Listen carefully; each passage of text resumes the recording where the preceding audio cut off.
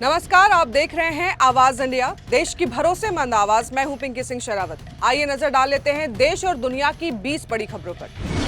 कांग्रेस सांसद राहुल गांधी ने केंद्र शासित प्रदेश लद्दाख से जुड़े मामले पर पीएम मोदी और केंद्र सरकार को घेरा है। उन्होंने एक्स पर एक पोस्ट में लिखा, लद्दाख के युवाओं ने मुझे बताया कि किस तरह उनके खूबसूरत आशियाने को एक पुलिस राज में बदल दिया गया, उनकी आवाज दबा दी गई है। कांग्रेस नेता जयराम रमेश ने सीईसी ज्ञानेश कुमार के सत्ता पक्ष का खिलाड़ी बताते हुए उन्हें पद से हटाने तक संघर्ष जारी रखने का संकल्प लिया है। उन्होंने मतदाता सूचियों से मतदाताओं के नाम हटाए जाने पर सरकार को घेरा है। डीआरडीओ ने अगली पीढ़ी की बैलिस्टिक मिसाइल अग्नि 6 को लेकर अपनी तैयारी पूरी कर ली है। हालांकि इस प्रोजेक्ट को आगे बढ़ाने के लिए अब केंद्र सरकार की मंजूरी का इंतजार है। डीआरडीओ के चेयरमैन समीर वी कामत ने कहा, ये सरकार का फैसला है, जैसे ही सरकार हमें हरी झंडी देगी हम आगे बढ़ने के लिए पूरी तरह तैयार हैं। हरभजन सिंह ने पंजाब हरियाणा हाईकोर्ट का रुख किया है। उन्होंने अपनी सुरक्षा हटाए जाने के खिलाफ हाईकोर्ट में याचिका दायर की। हरभजन सिंह की याचिका में पंजाब पुलिस ने सवाल किया गया कि उनकी सुरक्षा क्यों हटाई गई है। हरभजन ने हाईकोर्ट से मांग की है कि पंजाब पुलिस की सुरक्षा को दोबारा से बहाल किया जाए। बीजेपी के पूर्व सांसद ब्रजभूषण शरण सिंह के बयान पर सांसद पप्पू यादव ने यूपी के मुख्यमंत्री योगी आदित्यनाथ पर निशाना साधा। उन्होंने बयान दिया है कि ब्रजभूषण शरण सिंह मुलायम सिंह यादव और अमित शाह के करीबी रहे हैं।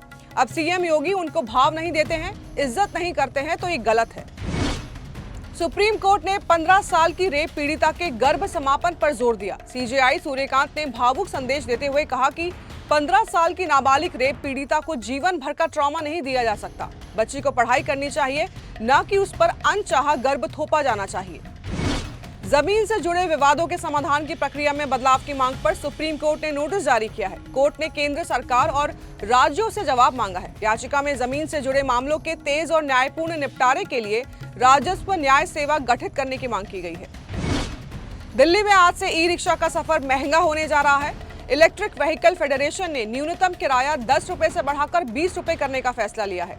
फेडरेशन का कहना है कि साल 2010 से किराया नहीं बढ़ा, जबकि ऑटो और टैक्सी के दाम 2 बार बढ़ चुके हैं। विश्व हिंदू परिषद ने शिमला में आयोजित प्रेस वार्ता के दौरान हिमाचल प्रदेश सरकार पर तीखा हमला बोला। परिषद के केंद्रीय संगठन महामंत्री मिलिंद परांडे ने साफ कहा है कि प्रदेश में मंदिरों पर सरकारी नियंत्रण खत्म कर उन्हें हिंदू समाज को सौंपा जाना चाहिए। हिमाचल प्रदेश की राजधानी शिमला में कल अखिल भारतीय जनवादी महिला समिति ने सुक्खू सरकार के फैसलों के खिलाफ जोरदार प्रदर्शन किया। ये विरोध कमला नेहरू अस्पताल को शिफ्ट करने और अन्य सरकारी अस्पतालों में विभिन्न शुल्क बढ़ाए जाने के निर्णय को लेकर किया गया। प्रदर्शनकारियों ने इसे जन विरोधी करार देते हुए सरकार से तुरंत इन फैसलों को वापस लेने की मांग की। उत्तर प्रदेश के सुल्तानपुर में एक अजीबोगरीब मामला सामने आया है, जहां बारात में आई डीजे की तेज आवाज होने के चलते पोल्ट्री फार्म की मुर्गियों की मौत हो गई। पीड़ित पोल्ट्री फार्म संचालक ने पुलिस से गुहार लगाई तो पुलिस ने खुद आरोपी डीजे संचालक के खिलाफ केस दर्ज करवा दिया है।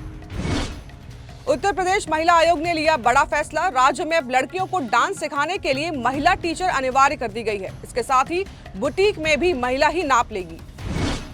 दिल्ली नोएडा समेत पूरे एनसीआर में मौसम का बदला है मिजाज। दिल्ली नोएडा गाजियाबाद समेत पूरे एनसीआर में तेज हवाओं के साथ बारिश हुई। दिल्ली नोएडा समेत एनसीआर के कई इलाकों में ओले भी गिरे। कर्नाटक की राजधानी बेंगलुरु की एक चर्चित किताब की दुकान को बुधवार रात को भारी बारिश के कारण आई भीषण बाढ़ में हजारों किताबें खोनी पड़ी। दुकान का अधिकांश स्टॉक पानी में डूब गया है। बताया गया है कि बाढ़ में 4000 से 5000 किताबें नष्ट हो गई हैं। फारस की खाड़ी और हॉर्मुज को लेकर ईरान और अमेरिका के बीच तनाव चरम पर पहुंच गया है। ईरानी राष्ट्रपति मसूद पेजेश्कियान ने मौजूदा अमेरिका के राष्ट्रपति ट्रंप को साफ चेतावनी दी है कि खाड़ी में विदेशी हुक्म नहीं चलेगा। दिल्ली हाईकोर्ट से करिश्मा कपूर के बच्चों को मिली बड़ी राहत। दिल्ली हाईकोर्ट ने करिश्मा के बच्चों को अर्जी पर अंतरिम रोक की इजाजत दी है। हाईकोर्ट ने कहा है कि प्रिया कपूर को बच्चों द्वारा उठाए गए शक को दूर करना चाहिए। अब प्रिया कपूर किसी भी प्रॉपर्टी को ना तो बेच सकती है और ना ही ट्रांसफर कर सकती है। करीना कपूर ने बहन करिश्मा कपूर और उनके बच्चों के पक्ष में हाई कोर्ट के फैसले पर खुशी जताई है। उन्होंने लिखा, ये एक नई रोशनी है, न्याय और सत्य की हमेशा जीत होगी। रियान पराग पर चला बीसीसीआई का हंटर। वेपिंग मामले में लिया गया कड़ा एक्शन। आईपीएल में बताया गया है कि इस मामले में रियान पराग की 25% मैच फीस का फाइन लगा है। इसके साथ उन्हें आईपीएल के खिलाड़ियों और टीम अधिकारियों के लिए आचार संहिता के लेवल 1 का उल्लंघन करने के लिए 1 डीमेरिट पॉइंट भी दिया गया है। रोहित शर्मा के 39वें जन्मदिन पर उनकी पत्नी रितिका सजदे ने एक बेहद भावुक संदेश शेयर किया। उन्होंने लिखा, हर साल मैं कहती हूँ कि तुम मेरे सबसे अच्छे दोस्त, मेरे सोलमेट और हमारी जिंदगी का सबसे खूबसूरत हिस्सा हो।